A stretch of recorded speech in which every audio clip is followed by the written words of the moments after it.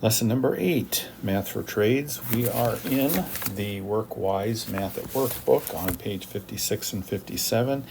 And this lesson, number 8, has to do with percentages. And really, I'm going to move this out just a little bit out of the way here. Just to simplify percentages, pretty much all a percent is a fraction with 100 in the denominator. So if I had 30 over 100, that is 30%. It just means that whatever number here, it goes over 100 if you want to change it to a fraction.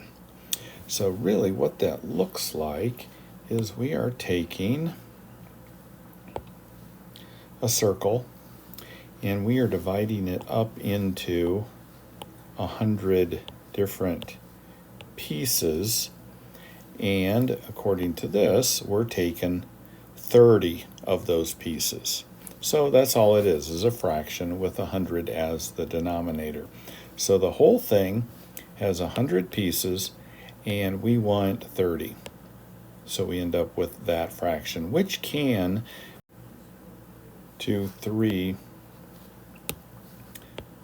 over 10. So 3/10 is the same as 30 over 100, which is the same as 30%. But we won't worry about the reducing much right now. All right, so that being the case, we can look a little bit more at the whole percentage thing. Let's see if we can make all this disappear.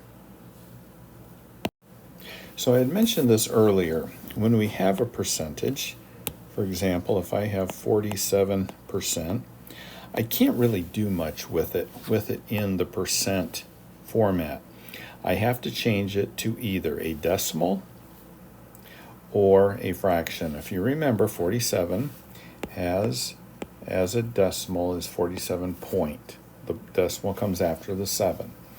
If I want to change it to that percent, 47 point, if I want to change that to a decimal, I move the decimal over to the left and take the percent sign off. So whenever I'm given a number, let's say I've given 37.32%, and I want to change that to a decimal, all I do is move the decimal 2 places over, take the percent sign off, and I've got it as a decimal. Now, on the other hand, if I want to change it from a percent to a fraction, I just put it over 100, take the percent sign off, and I'm good to go. And then oftentimes I have to reduce this fraction, but I'm not going to worry about that right now. One of the things that has to be done is you have to get rid of the percent sign if you want to multiply, divide, add, or subtract a percent to something else. And one of the things I want you to remember is the word of. If you remember the word of, it means times or multiply.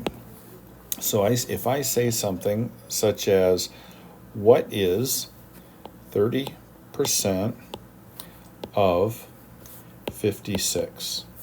I know that means multiply.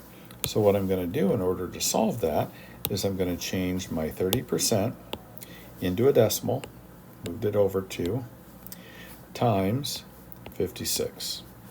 And I'll get my handy dandy little calculator here and take 56 times 0.3, and I get 16.8. So if you had 56 cookies and you divided them up and you got 30%, you would get 16.8, or really probably 17 if you rounded that up. So that's what we do as far as percentages are concerned. And now let's look at a little bit more down on this page here. Let's look at when do you use them. You use them to find information to make decisions and solve problems. Okay, so if you said something like 40% of the population in the United States eats pizza once a week, that would give you an idea about how many people. You don't have necessarily a number, but you know that almost half the people in the United States eat pizza at least once a week. Rick figured out how much money he would save by using new tools on sale at a 20% discount. That's a big time that you use percentages, is when you're trying to figure out a discount that somebody gives you. If they have something for $50 and they're giving you a 20% discount, you need to know how much that item is going to cost you now. If you want to increase prices by, say, 8%, if you want to mix bleach and water and you say 10% bleach, 90% water, and you have a gallon of water, how much bleach are you going to add to that to have that 10%? Deli employees, Lynn and Roger, made sandwiches for a catered tray. 50% of the sandwiches were turkey and cheese, 25% were roast beef, 15% were ham and cheese, and 10% were veggie sandwiches, because nobody likes plain old veggie sandwiches. I don't even know why they made 10%. So to find a percent of any amount, multiply the amount, like we did earlier when I said, let's say our amount was 50. So we multiply our amount by the decimal equivalent of the percent.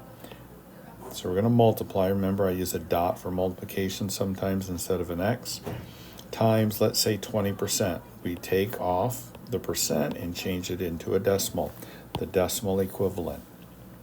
To change a percent to a decimal, write the number, move the decimal place 2 points to the left. So that's what we did here on the 25%. We just took the decimal that normally is here and moved it over 2. Took it here, moved it over 2. And what they did is, this is really 0.10, but you never need this 0 here. If there's nothing following the number except a 0, you can just take the 0 off. To change a decimal to a percent, which we already did, you just take off the decimal and put a percent sign on. Take off the decimal and put the percent sign on. So one of the things that helps with this too, and maybe I should have done it this way rather than just said take off the decimal, is we're actually moving the decimal from here over to here and putting the percent sign on. Taking the decimal, moving it over 2, and putting the percent sign on. So it's actually 66.7%, but they just rounded it up to 67. So to change a percent to a fraction, all we do is put the number over 100. So this over 100, and we have 4 over 100, and then you can reduce that. And just one final thing, and then we'll be done with this page. Change a fraction to a percent. We have to do something a little bit different. And I didn't go over this with you a couple times like I did the other ones. So to change 1/4 to a percent, this number of this fraction has to be 100. There's no other option except for it to be a 100.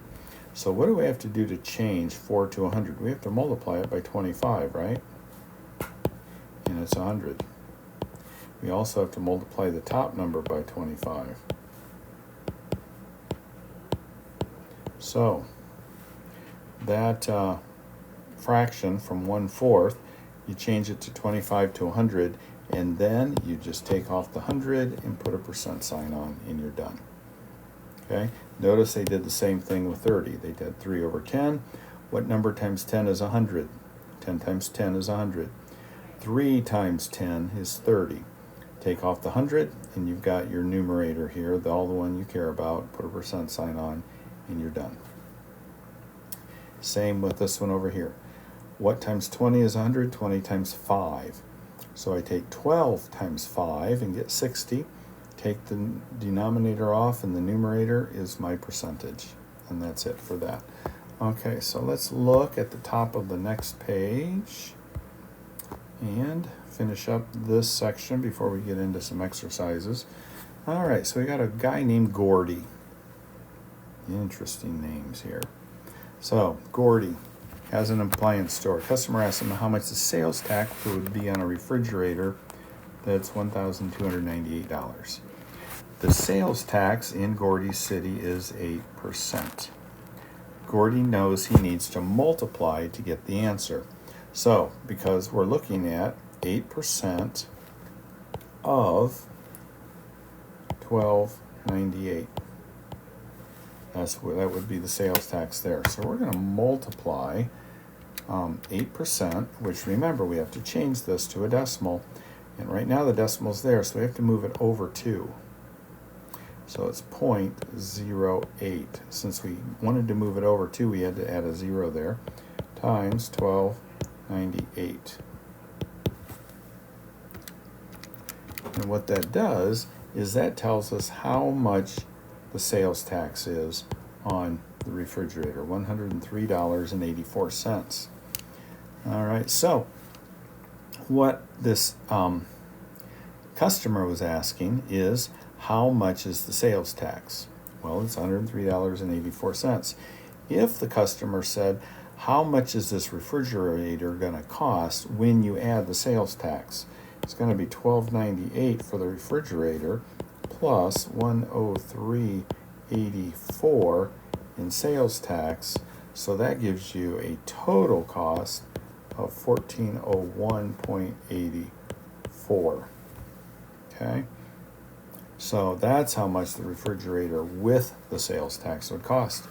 All right, that's it for lesson 8, and we'll go over some exercises in the next couple videos.